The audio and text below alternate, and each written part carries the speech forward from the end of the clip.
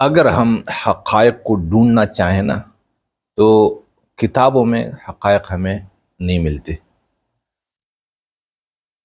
جو حقائق پر مبنی کتاب ہے وہ تو ایک ہے، اللہ کی طرف سے، قرآن.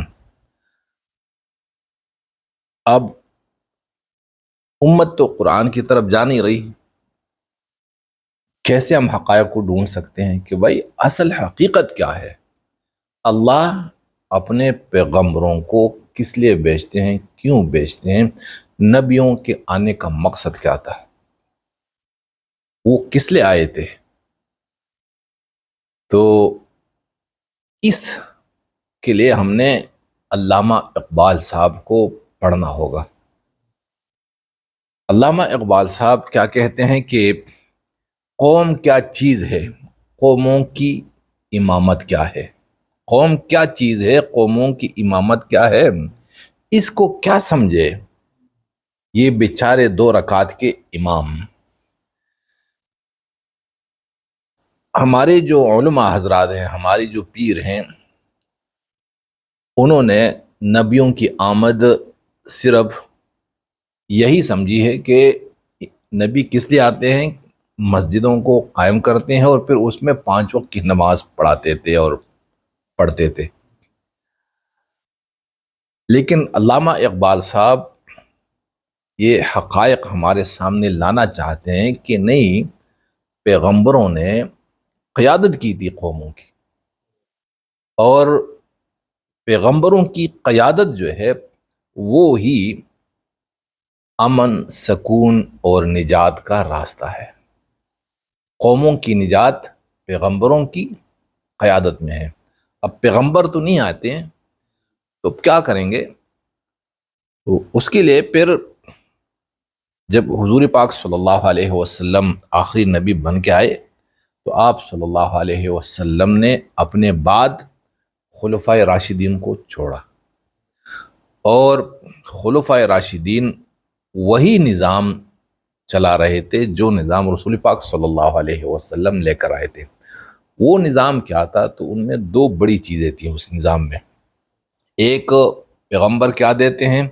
ایک سیاسی نظام دیتے ہیں ریاست کو، اور دوسرا نظام معاشی نظام دیتے ہیں کہ ریاست میں کوئی بندہ بھوکا نہ سوئے، علاج کے بغیر موت نہ آئے، کوئی تعلیم سے محروم نہ ہو، اور کوئی بے روزگار نہ رہے. ریاست گھر کی طرح ہوتی ہے، اور جس طرح گھر میں کمانے والا ایک ہوتا ہے، باقی بوڑھے ہوتے ہیں، والدین ہوتے ہیں، اور بیوی ہوتی ہیں، چھوٹے چھوٹے بچے ہوتے ہیں، تو وہ تو نہیں کما سکتے، وہ تو صرف کھاتے ہیں نا. تو ریاست میں بھی بہت سارے ایسے لوگ ہوتے ہیں جو کما کر نہیں کھا سکتے. اب کیپٹلزم میں یعنی سرمایہ دارانہ نظام میں کیا غضب ہے؟ اس میں یہ ہے کہ کماؤ تو کھاؤ.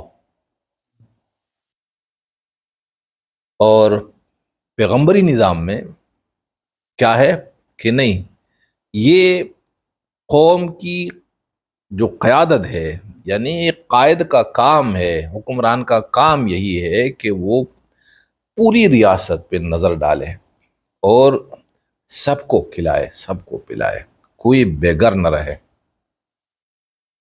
اور ہر کسی کو انصاف اور عدل اس کے گھر پر ملے. تو علامہ اقبال صاحب اور ایسے اللہ کے جتنے ولی گزرے ہیں، ہم نے ان کو پڑھنا ہوگا، سمجھنا ہوگا کہ کیا کہتے ہیں. یہ اشعار نہیں ہیں، یہ نظمیں نہیں ہیں، یہ تعلیمات ہیں. یہ وہ تعلیمات ہیں جو آج کل یا صدیوں سے آپ کو کسی بھی مذہبی کتاب میں یہ تعلیمات نہیں مل سکتی.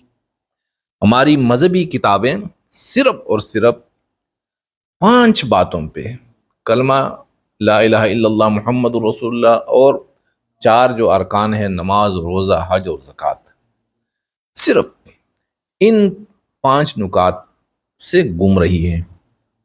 ان 5 نکات کے گرد یہ ساری کتابیں چکر کاٹ رہی ہیں.